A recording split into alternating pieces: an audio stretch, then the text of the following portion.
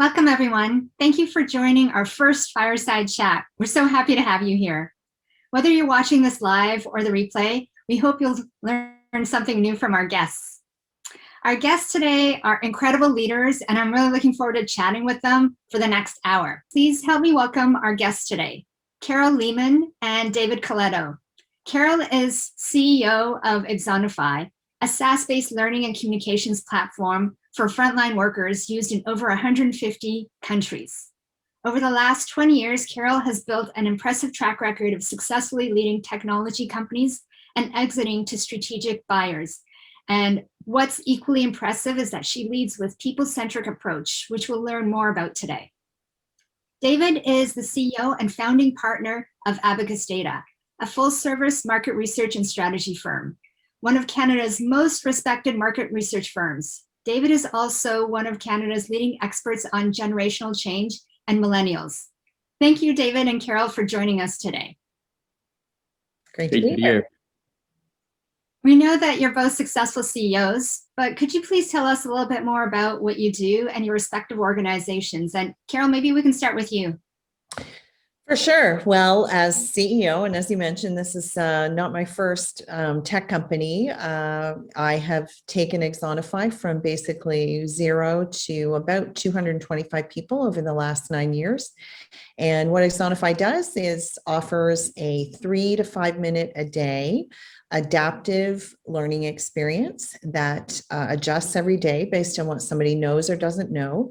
It's targeted at frontline workers, so people who don't sit at a desk all day. And we make it really fun and rewarding and kind of an irresistible experience. So people want to do it every day. They learn, they see that they're learning, and what that learning does is it translates into behavior to get a business outcome for the companies that we serve. That's fantastic. Thank you. David? Well, great to be here. Thanks, Nilufer, for the invitation. Carol, good to see you again. So 10 years, okay, almost 11 years actually. In July, I started Abacus Data. We're a market research firm, polling firm. If you've heard our name, it's probably because you've read a poll that we've done about Canadian politics or some public policy or social issue. We work with a range of different types of organizations, national associations, quite a number of corporations, nonprofits, charities. And really, at the heart of what we do is use primary research, surveys, focus groups, interviews to help our clients make better decisions and to use that data in their decision making. I've got a team of now 11. We're based in Ottawa and Toronto, and so much smaller team than Carol's. And this is my first and maybe only company, so not a serial entrepreneur, but somebody who kind of felt he was going to work on his own, but is super excited about the company that we've built and the great work we get to do every day. So great to be here now. Thanks. Thank you. I'd love to hear from the audience before we move on to the next part of our discussion with Carol and David. So please go to Mentimeter. The code is added in the chat. We'd like to ask you, do you feel your organization embraces, exhibits, and or encourages empathy? So feel free to go into the chat and place your vote right now.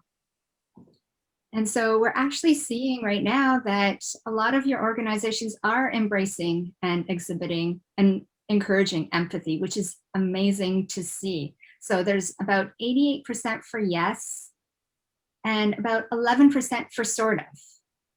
That's really, really good. Love seeing that. I'm just going to continue with the questions for David and Carol, and we'll have a few more.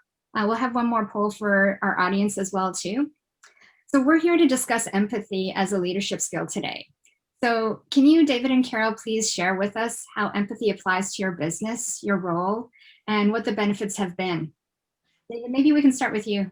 Sure. I think, after being invited to do this fireside chat, you got me thinking, Nil, about, my approach. And I don't know if I've ever used the word empathetic leadership or used empathy to describe my philosophy or the way that I approach things. But I start with a quote that kind of always has resonated with me. Theodore Roosevelt said, "No one cares how much you know until they know how much you care." And I think I'm a glass half full kind of guy. I see I'm an optimist. I think as a natural. And so to me, empathy and empathetic leadership matters both in how I lead my team and how I encourage them to treat each other and to work together. It also, I think, has been for it at growing the business and keeping our clients. I'm in the consulting business, so it's fundamentally about relationships. It's about building trust and empathy and understanding my clients. But at the core of that, I need to build a culture of empathy because I can't do it all. And so, I think being aware, listening, and being able to react to situations with a humanitarian approach, not treating my teammates as kind of chess pieces that I strategically employ to achieve goals, and instead realize that one of the benefits of being a leader is allowing them to succeed and grow. And so those are the things that have guided me, and we'll talk more about it. But I think if you ask folks, what might be distinctive about Abacus relative to some of our competitors, I think they will talk about kind of the emotional connection they get when they work with us. And yeah, we do great work, but it's more than that. It's about this sense that we really get them and we understand them, and therefore we can serve them really well. That's awesome. I love that.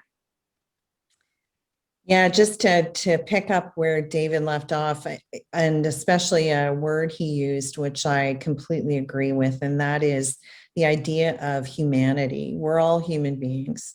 We all come to work every day trying to do our best, trying to add value, trying to get recognized for it. And we all have, as I say to our folks at Axonify, families, friends, interests outside of work, lives, bills to pay, dogs to feed. And, that all forms part of the fabric of what people bring to work. And so having an understanding of that and treating people like human beings, just like you. And again, my leadership style I often say to people, I'm exactly the same as you. I have, probably average intelligence. I don't have all the answers. I make mistakes every day, but I give it my all and try my best. That's all I can expect from you. And my goal is to make sure you have the best possible experience every single day so that you want to come back the next day and add that value. And we actually call our employees at Axonify the Axonifam. That's our kind of name for the team. We're the Axonifam, and that sort of embodies how we feel about each other, which I just think translates into performance all the way around.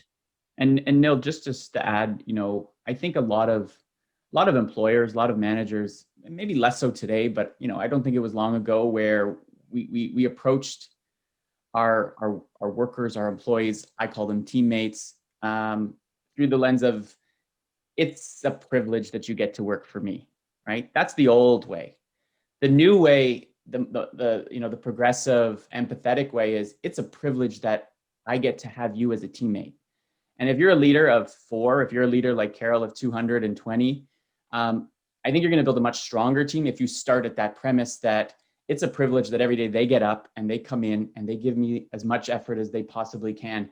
And in fact, don't derive as much financial benefit as many others in the organization, and yet continually do it every single day. And if I can empower them and give them the tools they need and really understand them, then ultimately we're going to be a much better team. We're going to have a better organization.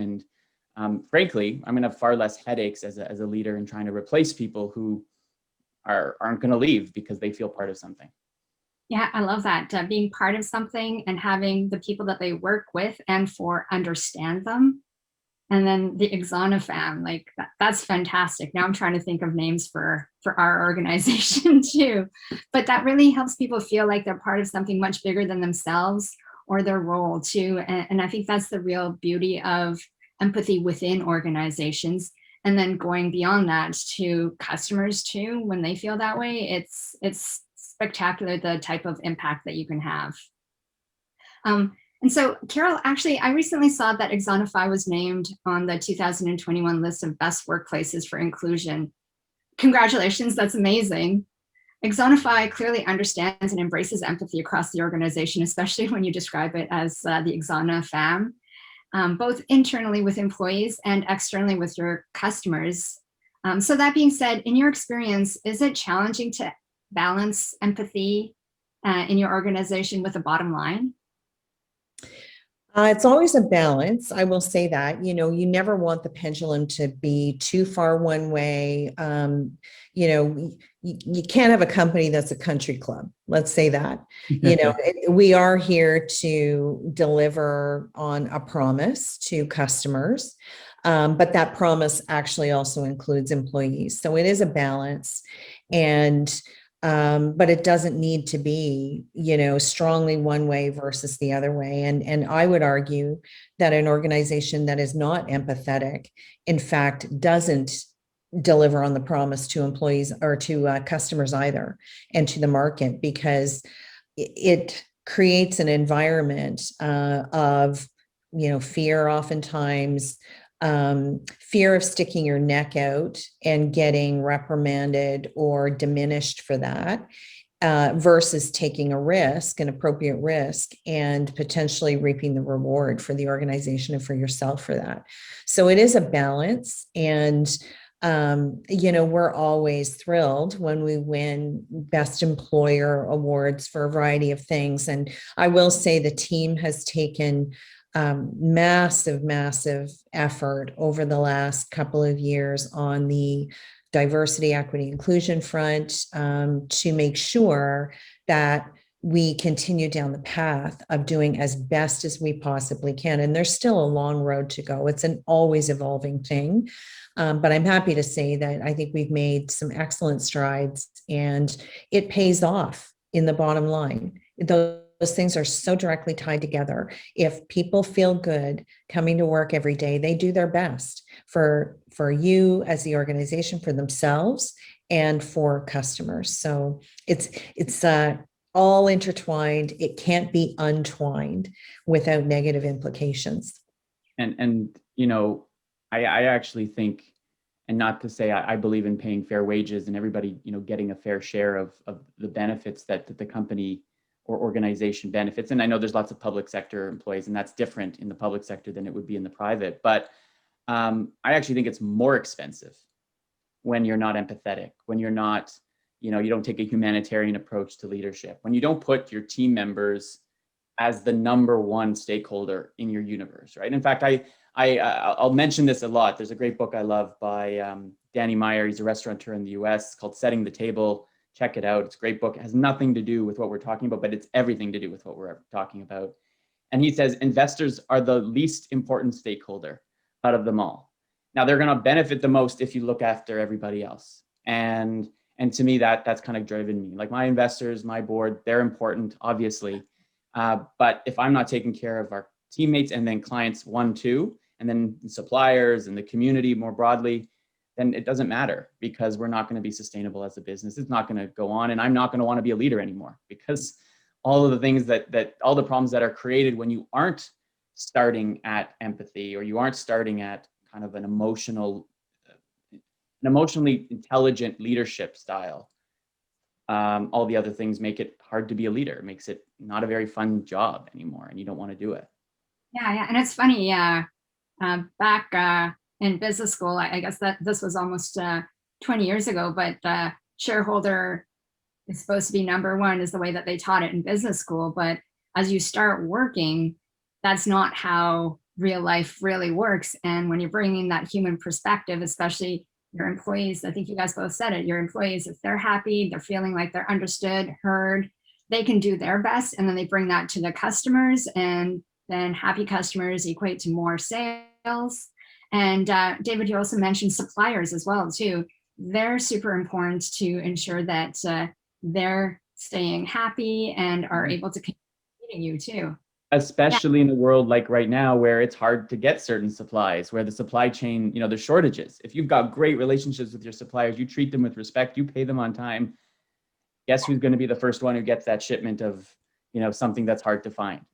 if you're a product-based organization. So yeah, I think it's just like kindness is a basic trait that wins always. It always wins in my view. Yeah, and I think we're going to hear more and more about it as people are emerging from lack of connection with one another too. So I'm really looking forward to that transition starting to happen where more and more people are continuing to think about people first.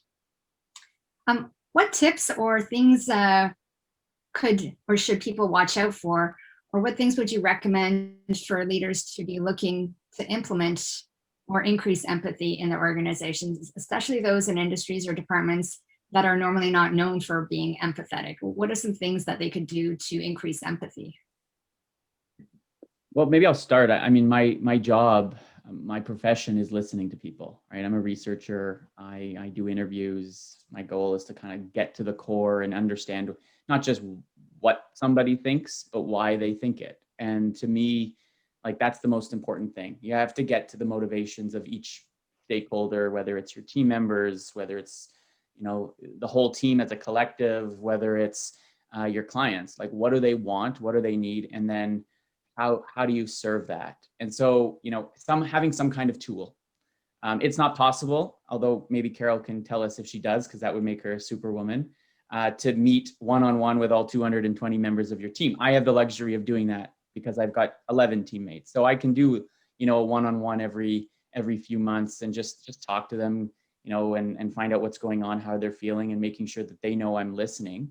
But I also think building empathy within the team is important. So it's one thing to be an empathetic leader, but if all your colleagues aren't, then it's not really going to work. And so I've tried to foster, you know, a culture where at the end of the week, for example, we at Abacus, we have a team meeting on Monday and we do a team meeting on Friday. Monday is about the outlook for the week and Friday is about reflecting on the past week.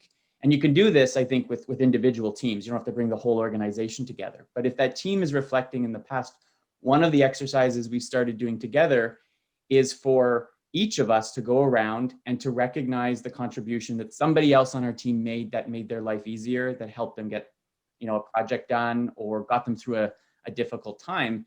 And just last Friday, my team did it. And I left that meeting, and we do it around 3:00 on Friday, feeling so good because everybody was empathetic. Everybody knew, you know, what was challenging each other, and they recognized the support that somebody provided. So, you know, there's just there's lots of things, but those are two off the top of my head. You know, listen, engage with your team members, because you're never going to know then. You can't be empathetic if you don't know what they need and what they want. And then two is encourage a culture where not just you driving it, but everybody's working together to understand where everybody is. I have to, again, pick up on a couple of things David said there that are so incredibly important, I think, to emphasize. And that is, you know, my personal view is empathy is very much one of the key elements of culture in the business. And if it doesn't start with the top and filter its way down, it is very difficult. If you've got, you know, a core within the organization that is not empathetic and has had some measure of success, you know, what I call stomping around with boots on and crushing people with boot heels, it's difficult to combat that when it takes root in the organization. And so it does take a collective effort from the beginning to make sure that the right tone of empathy is set and reinforced constantly. And one of the things that I do meet every single employee when they're hired. I do an hour's worth of onboarding with every new employee and say many things, but one of them is that the culture of Axonify is like, if you think about a human body, and that body being extremely healthy. And that's the culture in the company. And each new person that joins is like a new cell that comes into that is in the body. And if that cell is really healthy, then the body stays healthy. And when a virus tries to penetrate, very relevant with COVID, I suppose, when a virus tries to penetrate the body and the cells, if the body's healthy and the cells are healthy, it's hard for that virus to penetrate. And it might, but it will get quickly rejected because the collective is so strong. And so I expect everybody to be another healthy cell in the body in terms of how they behave and how they treat other people and the way that they think, so that we can keep the viruses out. And I think that imagery, I know, has resonated with folks over the years. They don't want to be the virus. They want to be one of the healthy people. And so when you see that modeled and exhibited and reinforced day in and day out, it just grows. And my job as a leader becomes easy because, I just say the same things, but everybody else feeds off of that and then reinforces that for me and the organization. So extremely important to start from the top. And I would say this, if you join an organization, belong to an organization where it isn't that way, and there are enough people who don't exhibit empathy, that's a really, really tough thing to combat. And I would suggest you need to reevaluate whether you actually want to be there, because the last thing you want to do is kind of, people do get influenced and become poisoned by the environments they live and work in. And maybe that's not the best. If it doesn't align with your values and your style, you should think about going somewhere else. Carol, you're like the stem cells, right? Like it multiplies from you, and then you let it just build itself, right? Like you're Exactly. the leader is like that stem cell. It's sort of without it, and if that's not healthy and if that's not encouraged, you won't get that growth. Exactly. Very I cool love that. analogy. Fantastic. Just to follow on with that, do either of you guys measure empathy, or are there things that you look for as people who can exhibit empathy, either as you're hiring or once they're in the organization? We do. In fact, we just did our semi-annual, what we call ENPS survey. And one of the questions that we ask is around how supported do you feel? Do you have friends within the organization? Do all of those sorts of, how do you feel you're being treated, and how do you feel coming to work here, sorts of questions. And I'm happy to say we always get a tremendously high score on those sorts of things, and part of it is just asking and bringing attention to it, bringing light to it, and where there are issues, addressing them. Don't just ask for the sake of asking. If the organization is saying they don't feel like they have friends, and they are afraid and they don't feel supported, you need to deal with it. Yeah, and we do a similar thing. We've got a quarterly kind of what I call like it's an employee survey. We don't have a formal name for it, but one of the questions that we ask is, do I feel like I'm treated like a person? Do people know me? Do they know what I need? Right?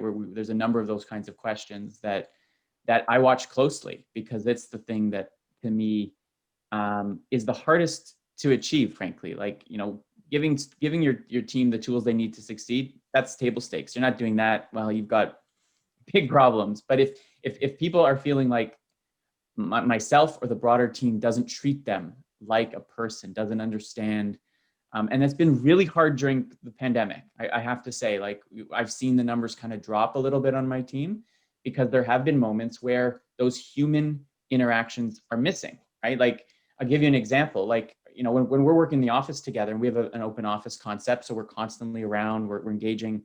I don't know when people are really feeling down, when I don't see them all day, right? Even in a short, Skype meeting or on Zoom, you might see it, but you don't really get to, because you don't get to see their body language. You don't get to see how they walk into the office in the morning, and and then ask them, hey, you don't look great. You don't look yourself. What's up, right? You can't. That's harder to do. So the pandemic's been a real challenge, and I think we'll talk more about that, to be empathetic and to sort of follow along.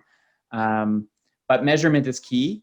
And then in the hiring process, again, as a small business, it's easier, I think, for me to be involved in the process and make sure that we're bringing people in. And Carol, I love your analogy, and I'm going to continue to use it, that are healthy and will continue to grow a healthy body and a healthy team. But as you scale, especially if you're in the public sector, that's hard because oftentimes emotional intelligence is not part of the rubric, right? And the kind of person that you're looking for that's going to fit with the culture in a team often is not part of the rubric that decides whether somebody can get a position or not. So I think that is one of the biggest challenges facing large organizations, whether public or private, but needs to be figured out, because as we move more and more to a world where technology and computers will do more of the logistical and manual kind of labor, and that's already happening, emotional labor is going to be critical to the success of teams. And so I think, I get my wife's a public servant, so I hear about the stories of like the hiring processes, and they sound like the complete opposite of what should be happening. And I know they do it for fairness and transparency, but I just can't imagine having to recruit through that process. So I think there's some barriers in order to build that kind of team in some organizations. So much good ideas coming through. I've never thought of the term emotional labor, but that's so right on, David. I love that aspect of it. And Carol, I don't think I've been in an organization where people have asked if I have friends in the organization. And it's such a great question to ask, because you want to be able to spend time with people that you enjoy spending time with, because you're spending most of your day with them. And if I think back to one of my favorite organizations that I loved working in, which was quite a while ago, I still have friends to this day from that organization, even though we've all gone to different companies, chosen different career paths afterwards. It's super valuable for people to feel like they're belonging to something way bigger than themselves, and just showcases how much they are willing to commit to the people and to the organization too. And it's an unintentional outcome of providing empathy in organizations. It absolutely is. And in fact, there are studies that show that people who have friendships at work are far happier, far more productive, have that sense of belonging and support. And it just reaps benefits beyond anything the organization could, possibly want to have. Like, it's just so wonderful. I love that. Yeah. Maybe we can ask our audience. We'd love to hear from you. Do you guys have any tips for increasing or implementing empathy in your organization? And let's take a look at Mentimeter. So what tips would you recommend for leaders looking to implement or increase empathy in their organization, either from an employee perspective or from a leadership perspective? Listen with an open mind. I like that. Be open-minded. Check in often. Embrace different points of view. Be intentional with hiring, inclusion, and truly listen. Yeah, the one-on-ones and surveys, to be willing and open to do something different when things aren't what you think they're going to be. Dedicated time to listen to employees. Yeah, the one-on-one meetings, like you mentioned. And Carol, I am super impressed that you do one-on-ones with every new hire. That's amazing. And there's some at the top too that I can't quite see. Oh yeah, take time for team building, get to know each other, treat your team like people, understand that life exists outside of work. Yeah, definitely, especially these days too. I think people want to know more about the people that they're working with, because like you said, David, they don't have as much insight into being able to see them up front and tell how they're feeling or thinking too. Those are really, really great. Thank you so much for the input. I have a question for David, actually. For Abacus data, you guys have extensive insights into millennials in the workplace, and you're an expert on helping organizations respond to generational change and technological disruption. As the workforce demographics shift, so do the values of employees and organizations. Can you share a little bit about what you see concerning workplace culture?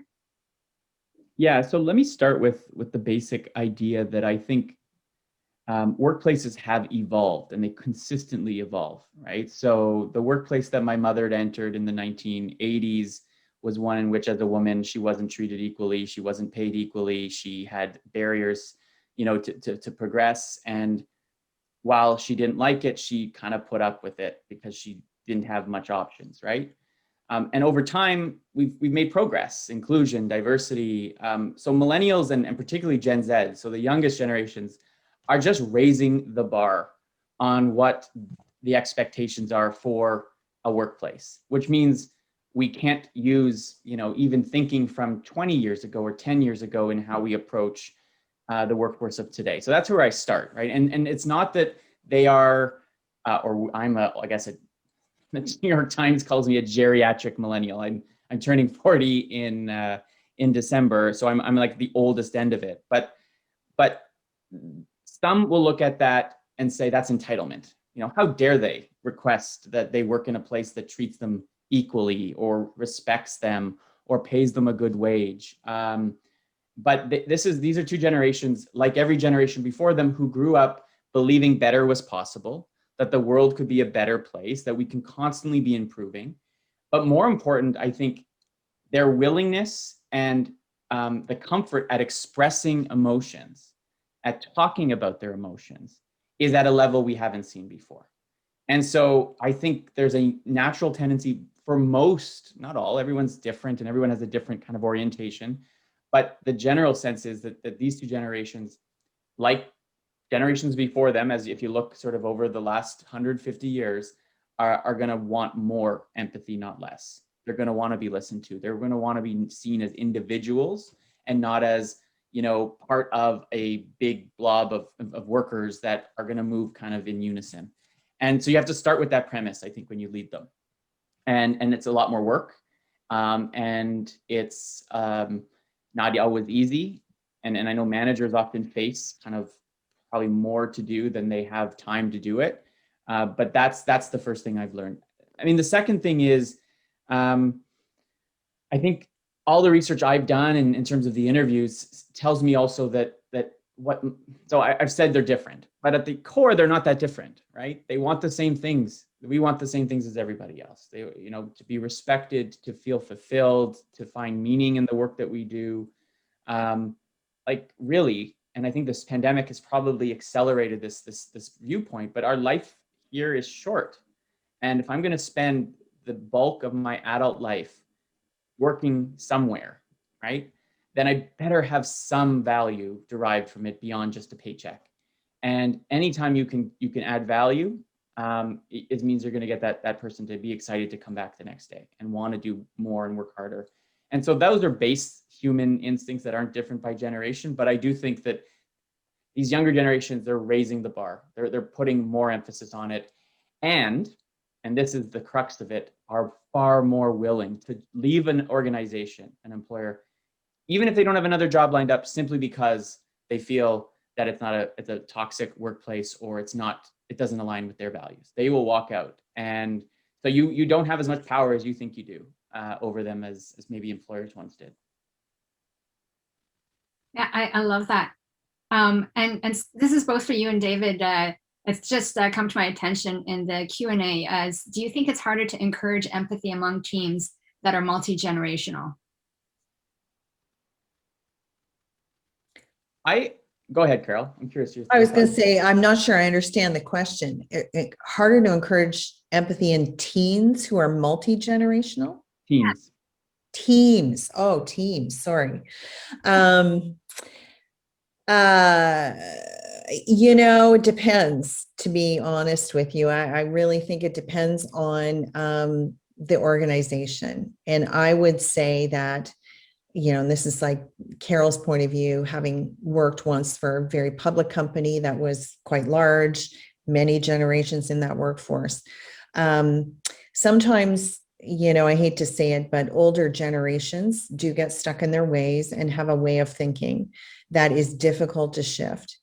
And so sometimes when you have 5 generations in the workforce, as many very large organizations do, changing a mindset of somebody who started work in the 70s when it was okay to treat women poorly, Like some of the things that got said, I started work like your mother, David, in the 80s. Some of the things that were said to me and about other people of color, of different, LGBTQ sorts of, I mean, to say something like what I heard in the 80s would be just unthinkable today, thank goodness. But changing a mindset of somebody who kind of was socialized at work in the formative years of their career with that kind of mindset is sometimes difficult to shift the larger the organization. That's not to say those organizations should not be pulling out all the stops to do it. So, I think it is organization dependent, many factors that go into that. And everybody should be just constantly reinforcing the right evolution of thinking on all of those things. But I'll add, and I think Carol's right, it depends. But if we created workplaces and teams that were all alike, that were just like, clones of each other, those organizations would fail, right? They would fail. They're like monoculture. Like it's just eventually a disease. I'm using your analogy again, Carol. A bad cell will enter it, and because they're all the same, it will kill them all at once. As opposed to really diverse teams where have different generations, different gender, different sexual orientations, I think are stronger. They're harder to lead. It's harder to build cohesion with them. But if you do, it then becomes magic because you have different perspectives and you are so much more creative. So I think, yes, it probably is harder to create empathy across different generations or different cultures or different backgrounds. But if you figure it out, and I think it's possible, you then get this kind of perfect sort of ingredients to bring the best of everything together. And that, as a research company, as a consulting firm, if you go back probably only 5 or 6 years ago, we had a picture of our team and we were all white men. And it was, so horrible for me to see that. Today, you look at our team and we're far more diverse. And you know what? We're so much better at it because, especially as a research company, I can't represent, I can't understand half the population if I don't have any women on my team. I can't understand, what it's like to be an immigrant in Canada if I don't have people who've experienced it. And I don't mean you need everybody on the team, but I certainly think that diversity adds value. So generational, multi-generational teams actually, I think, end up being stronger despite probably some growing pains in the early days. Yeah, and I like your comment too. It is a little bit harder it can be a lot harder to lead, but it makes the team and the organization stronger for it too. That's phenomenal. For both of you guys, thinking back to the start of your careers until now, when did you guys first begin to become aware of the need for empathy in your workplace or in your company? And what was the situation? Maybe we can start with you, David. I think the situation happened when my business got to a place where I wasn't spending 100% of my time just trying to survive, right? And Carol's probably more of a serial entrepreneur than me, and she can speak to that a little bit better. But the moment happened when first I got confidence. I think as a leader, you've got to have a confidence that that you have some influence and that you can help drive a team and you can improve people. But it came back to just, having a network and seeing what success looks like. I mean, at some point, you got to have, as much as maybe people from my generation, not so much anymore, but when they first started a job, they say, well, I got the same skills that you have. I should be able to be, the CEO. Give me the seat. But experience counts. And having some experience taught me, and reflecting on, okay, well, why did that client stay and this one didn't? Or why is this team member, seems far more engaged than the other? And it all came back to emotion. It came back to connection. And so that was like the light that kind of hit. And then I started to explore it. And I read books and I read, tried to find out as much as I could about that kind of thing. And I'm just going to give you another quote. And it comes from another book I'd recommend. He references her. He doesn't take credit for it. But Maya Angelou said, It's like the best quote for our conversation, by the way. People will forget what you say. People will forget what you did, but they will never forget how you made them feel. And to me, that like is a mantra that has guided my business career probably for the last 6 years. And that's when I feel things kind of took off, because it made sense. There was a purpose, and the team kind of came together in that way. I love that quote. I've been thinking about that quote for the last 10 years, honestly, and it's definitely a guiding light for me too. That's awesome. Thank you. It's just the basic truth. And it gets back to humanity, right? We're all human beings. And, I will say that I learned a very tough lesson through my 20s, working in my first real job. So I'm a chartered accountant, actually, by formal education. And when I left public accounting, which was at the time a very homogenous workforce, we all had the same education. We were all doing the same job. We all had the same career path. Those accounting firms are very, very homogenous in large numbers. And I was recruited to go to work for a client of mine, a large company at the time. And I took the opportunity and went to work for somebody I did not really know, and who turned out to be an absolutely horrible human being. And every day became me terrified at work. And I watched this relatively young man, he was in his mid-30s, in a very large company with many divisions and many, what I used to call the old white guys, as presidents of these various divisions. I watched this 35-year-old guy just destroy these old white guys day in and day out with words. And I knew about 2 months into that job, at one point it was going to be directed at me. And sure enough, I just became another one in the cycle. And I spent 6 years every day on a roller coaster, coming to work, not knowing if I was coming in on a high part of the roller coaster or a low part of the roller coaster, and what I was going to be subjected to, and what his mood was going to be, and how was he going to scream today? Was he going to throw something at me today? Was he going to rip apart something I had done that day? And it was a time in a large corporate enterprise where that kind of behavior was tolerated. And I was young enough in my career to just be terrified and not really. Every day was like, okay, I'm learning something. I'm acquiring skills. I'm convincing myself that I could withstand this. And so when it was over, which was about 6 years in, he was actually terminated, believe it or not. And I realized afterwards, the big kind of epiphany I had was that was the absolute wrong way to ever make anybody feel at work to get the best out of them.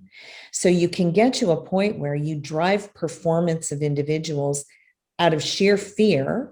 They're going to work as much or as much as they think you want them to, but there comes a point where it turns and you're paralyzed and you can't actually be productive because you live in fear every day of the next blow up. And I took that lesson, and I'm just not that way anyway, and realized this was the seminal example for me for the rest of my career about how never, under any circumstance, to make a person feel at work.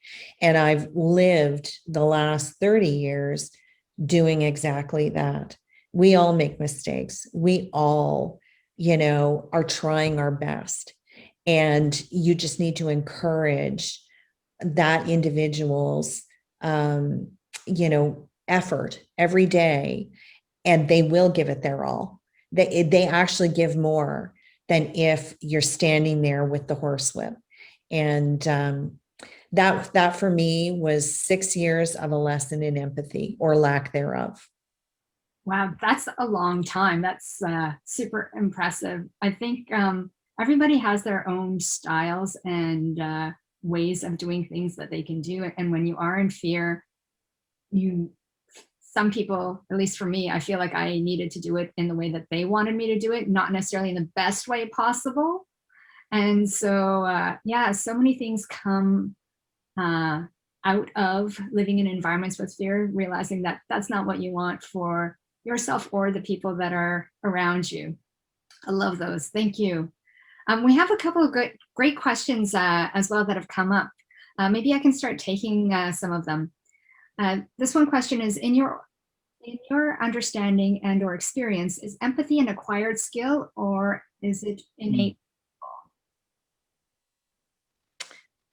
Go ahead, David. Well, there is a body of research that actually suggests it's genetic, that there is an empathy gene and there isn't, and there's people with empathy genes and then those without it. And so you start on the premise that yes, there's going to be people who are naturally more empathetic than others. That's what the genetic research says. I'm not in that field, but it applies to my work, because when I ask people how they vote or how they react to, whether they supporting people who are more vulnerable or in need, there are people who are on the other side.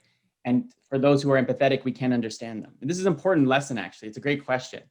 And so I think it's partly innate, but you can develop the skill set, right? So it's to say, like, so people who may not be, you can't just ignore them and say, well, too bad, it's not going to happen.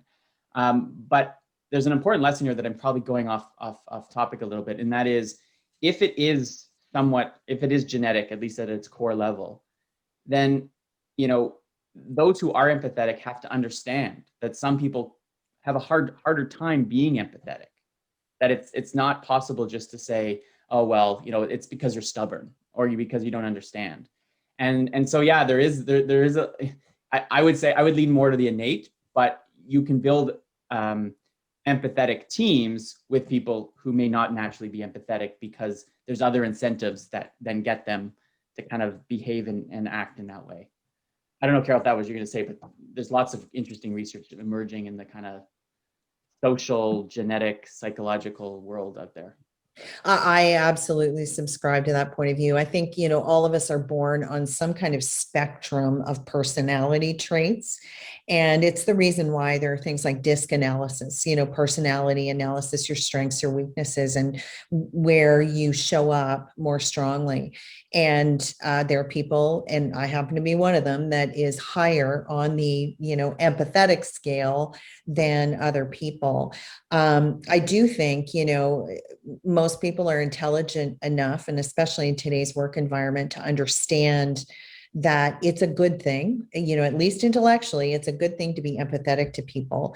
And the smartest ones who don't maybe naturally exhibit that do work at it to try to achieve it if they want to be successful in their careers and in leadership. So I do think you can acquire those skills.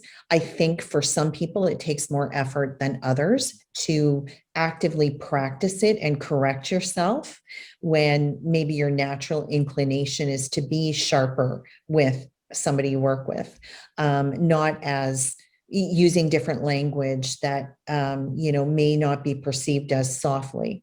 And so, I think we're all on some kind of spectrum. It's a personality characteristic, and understanding where you are and then kind of taking that into consideration, but understanding also empathy at work is a huge plus. It is a huge plus. Yeah, it's I was kind of surprised to hear you say that, David. And I know you do tons and tons of research, but I think you really work hard within your team to make empathy a priority too. And it actually reminded me of a conversation we had with some other business owners when I asked, do you guys use empathy in your business, or do you feel like it's a business skill? And there was a lot of faces that kind of went blank or didn't think they did. And then as we continued in the conversation, they kept talking about examples of how they showcased and used empathy. So I think there's a lot of people out there that do have empathy, but don't necessarily realize it or call it that.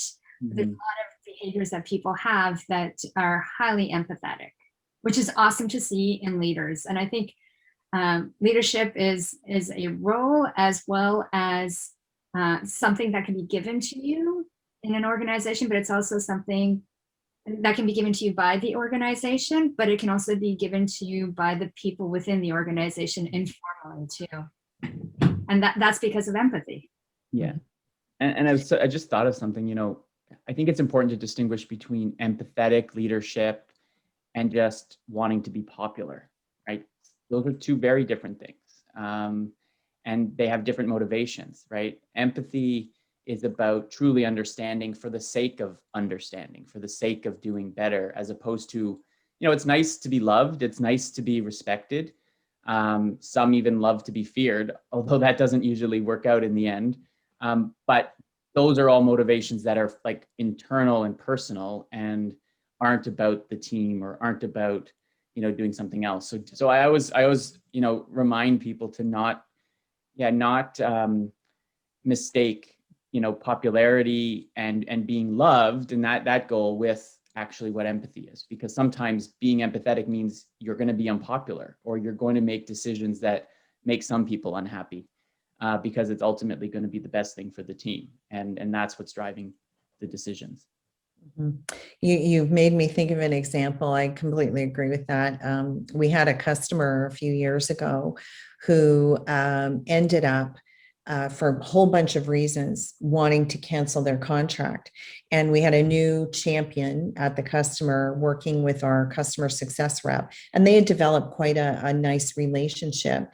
And one day out of the blue, she showed up and she said to him, the guy on our team, I need to get out of the contract, just cancel it. Well, they were locked in for another 3 years.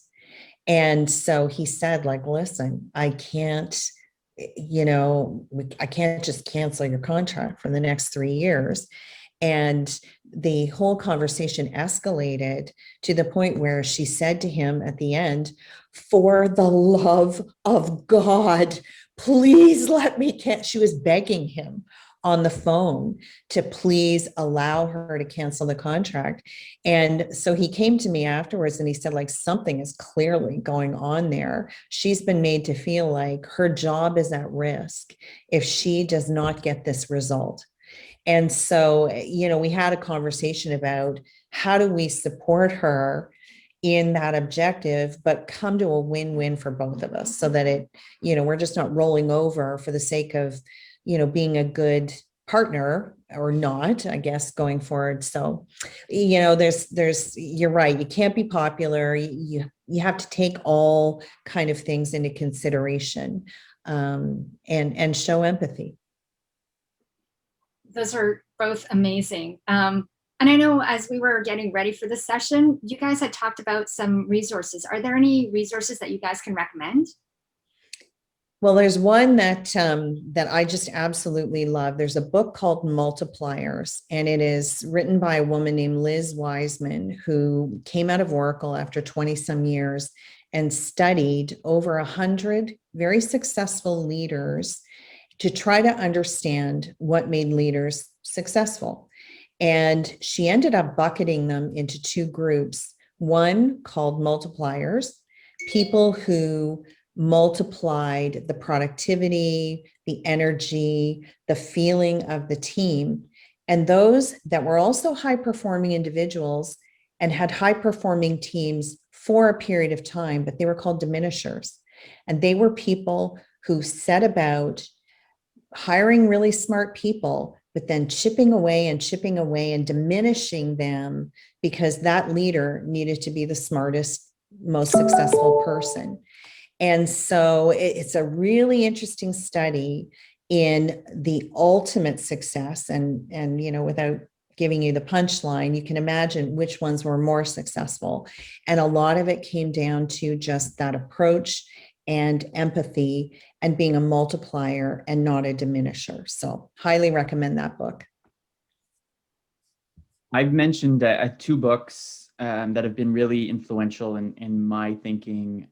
There's one called The Economics of Emotion, and the others is setting the table, which again is about running a restaurant. And there's just really great lessons. And I think Danny Meyer is a really he's such a good business person, and he's a good leader. I also thought, it's such a strange answer here, but if you've seen the documentary "Won't You Be My Neighbor" about Mr. Rogers, he had this immense ability, I think, to empathize with his audience, who were children, right? And that's hard for an adult to do. Watch that if you haven't seen it, because he dealt with challenging issues, race, in like a time when it was difficult to do. But at the core, the way he approached that show, the way he approached his life, was built in that way. And so it's completely, again, off of like the self-help kind of business books angle. But there are people in our lives, or people that we sort of look up to or see, that we don't realize are actually leading with empathy, when in fact, and they may not even know they are, but it's just who they are, and they attract. And that is, for me, the lesson ultimately. Like when I think about what a successful brand is, or what a successful leader is, it is like that bright light that like moths are attracted to. And Danny Meyer, the author of this book, talks about two attributes of that light. It's the brightness that attracts, and it's the warmth that keeps them there. And at the end of the day, that is a brilliant leader, is somebody who gets some attention, can be charismatic, but if you're not warm, if you're not empathetic, they're not going to stick around. I love that. Yeah, thank you so much for the recommendations to both you, Carol and David, on the books. And I really love that documentary as well, too. So good connection in there. Unfortunately, we're at the end of our time together. Thank you so much for joining, and thank you so much for Carol and David. Thank you to everyone who joined us. We hope you guys all have a great day. Thank you. Bye. Thank you for watching the replay. If you enjoyed this content, like the video and subscribe to our channel. And if there's a topic you would like us to cover in an upcoming webinar, please let us know in the comments below.